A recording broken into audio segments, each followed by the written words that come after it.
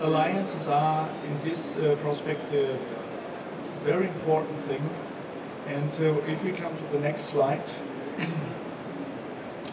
I don't want to keep too much or too deeply on this slide.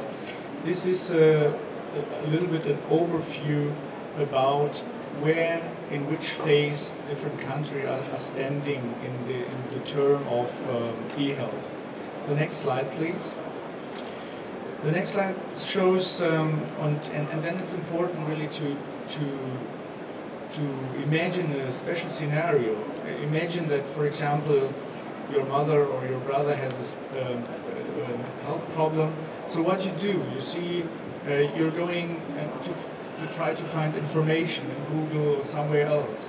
And also from the doctor's perspective, it's important to see, or the doctors need help. A lot of information is all over the world. Some are true, some are not so true, but at the end, it's important to have access not only to information, you need to have access to knowledge, to best practices, and to bring this together, and then you see the path we need to go according personalized healthcare.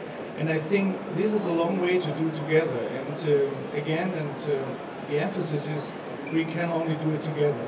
All the companies worldwide, the governments, the countries, and that's the aim also of the Global eHealth Forum, to bring all the decision makers, the responsible organs in this perspective. And this is what we are doing now for 5 years. And last year, and that is important because it's a cross-Atlantic discussion, we have United States, Canada, also it was 31 countries who came together. And let's discuss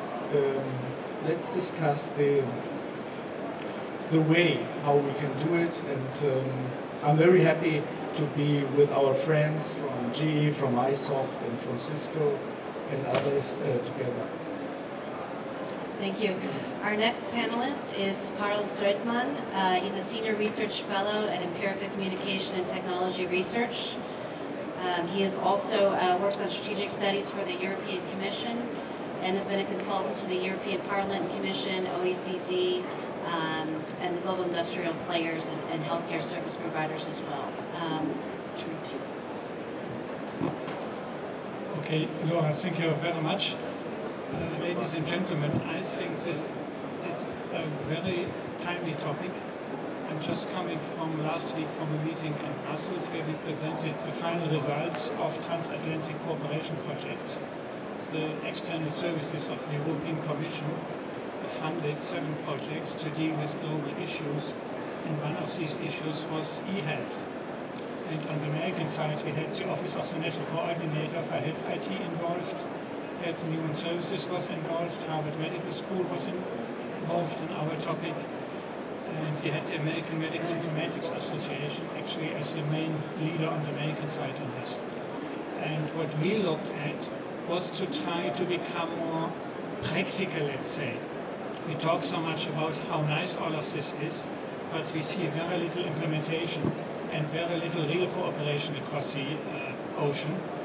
And we looked at what are the real needs.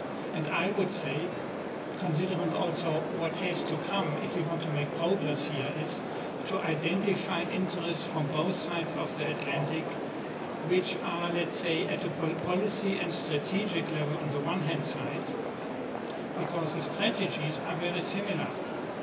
Of course, the health systems are so different that on a very practical and good practice case level, there is very little to cooperate really. Because we even see in Europe, I mean, good practice in Brandenburg, in Germany, does not transfer to good practice in North Rhine-Westphalia. So we have to be very careful here. But we looked at issues like measurement, benchmarking, what are the benefits, and learning at this level. And the interesting thing here is that WHO, OECD, and others like the World Economic Forum in Davos even, they have a paper on these issues now because they think these are global issues where we could cooperate. Other issues already mentioned to some extent are issues where we look at our semantics, interoperability. I mean, we are involved in a project in Europe and just trying to put data on antibiotics together. And it just doesn't work. And these are leading hospitals because the terminology is not right. And not to mention patient data, before we can bring them together, we need to do a lot of work in semantics. We need to do a lot of work in certification, which also would develop the market for industry much better. A big topic on both sides of the Atlantic.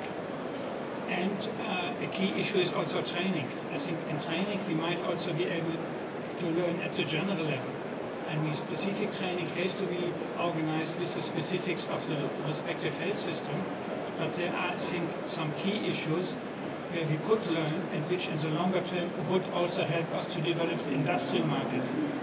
I think the healthcare market globally will not develop. Healthcare market is local and regional and not even national. I mean, it's less than 1% even cross-border in Europe. And we should not, I mean, there are some people who have the money to go to India or to go to the States. But if you look at the European social model, we first need good services for everybody and not the top-level services for a few people who can afford it. Thank you. Thank you. I'd like to introduce our last panelist, Petra Wilson. She's the Senior Director for the Internet Business Solutions Group at Cisco, and she is also the Secretary General for Continua Health Alliance. She's going to talk more about the EU initiative on cross-border care and how that could be a model for closer U.S.-EU cooperation, and that's really the theme of our discussion today. We were talking just briefly before the panel about the challenges that we face in this area of e-health and cross-border e-health issues, when really it's very challenging for hospitals within Germany alone or hospitals within the U.S. to talk to each other. So we have our obstacles in front of us, but how important it is that we continue to collaborate in these important areas, particularly in areas of standards and data privacy issues. Thank you very much. I have the unenviable task of being the last, so I've not only got to say what I was thinking about saying, but try and bring something together out of what we've heard here today. And I think we've heard some things which have some interesting commonalities, which is that whilst it is true, I think, Carl, that healthcare is essentially a local market, we consume it locally, and most of us would prefer to see a clinician who is familiar with our culture, our language, and our setting. The basics of healthcare, the fundamental building blocks of healthcare, which are data that we heard about at the very beginning, and research which drives healthcare forward, are common, and they're common across the whole world. We have the great privilege, sitting in Europe or the United States, to have huge wealth of raw data which we can manipulate, and a huge amount of knowledge, and as was noted earlier on, the importance, of course, always the right knowledge, in order to facilitate much better healthcare. And I think what we need to do in looking at EU-US collaboration is to harness data and knowledge to drive process innovation, to allow us to deliver healthcare differently. And as my colleague Kevin mentioned, one of the ways to do this is to choose an area where people will be naturally more inclined to look at collaboration. And that might be around something like rare diseases, because we're all familiar with the situation where a disease is so unusual in one locality that it's not possible to treat locally, that we have to look outside our normal framework. And this provides us an opportunity to look outside our local borders without offending anyone. And I think we have a great opportunity in Europe now on two levels. One, within the 27 countries of the European Union, through the new Patient Rights Directive, which seeks to facilitate access to knowledge and data across the European Union, particularly for areas like rare diseases, but for care generally as well. And we also have the Memorandum of Understanding on Cooperation between the HHS and the Department of Information Society in the European Commission, where we have undertaken to work together to make the most of our common features, such as data and knowledge, to drive change in healthcare. I think it behoves us all now to find those sweet spots where we can work together, and not to give in too quickly to the political stumbling blocks which will arise. And political stumbling blocks will often come up because then we will hear the issue that healthcare is funded locally and therefore must stay local. And we will also come across stumbling blocks of things such as data protection and privacy, which people will see as a hindrance to working across borders. I think if we choose our locus of cooperation very carefully, we can exploit the benefits that we have on both sides and overcome those challenges. Thank you.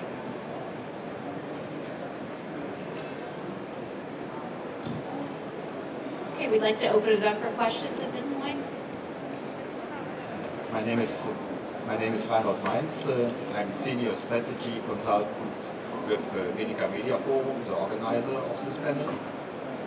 And I want to ask some questions to the panelists here, beginning with Molly again. Molly, you are examining new technologies that can grab data of medical records to collect valid data for different purposes. What has to be done that enables your organization to collect data from a hospital, doctor, or healthcare organization anywhere in the world, so that you could offer your services globally? Thank you. That's a very good question. Well, first and foremost, it would have to be something that because we are a member-owned institution, it would have to be something that our members saw value in. So I think that would be the primary objective. But at this point, our data collection, once it's implemented, is a very easy and automated system. We have a data specs sheet that we give to the IT departments at our member organizations at the hospitals. It's over 100 pages long, but once the IT department is able to implement the data capture in the spec sheet, we're able to obtain all of the data. They just need to open the portal, and it's collected automatically on a monthly basis, and then we can collect it on demand as well if there's special circumstances where they need to push the data. So we actually also have a member in Australia currently that we are working with, and we collect their data routinely on the same basis. So, and at this point, like I mentioned, the HL7 data before, because we are currently just exporting the administrative data from the hospitals, we're just looking into different interfaces from the solution providers. We've talked to Microsoft and some other companies to develop an interface where we would be able to easily capture the HL7 data as easily as we capture the data currently, and that would be something that we could export. We don't need a specific platform at the hospitals in order to capture that data, so the standards of the medical record would not be important. We would be able to capture the real-time patient data, such as the lab values and the procedures and the physician's orders, through that data collection process that we currently use. Does that answer your question? Thank you very much, Molly. Kevin, you have spent a lot of time in the last years to think about management of innovation in e-health, looking on national developments, learning from them. Based on your experience, what are the main challenges of e-health innovation from a global point of view? I think the advent of IHE, which frankly, if it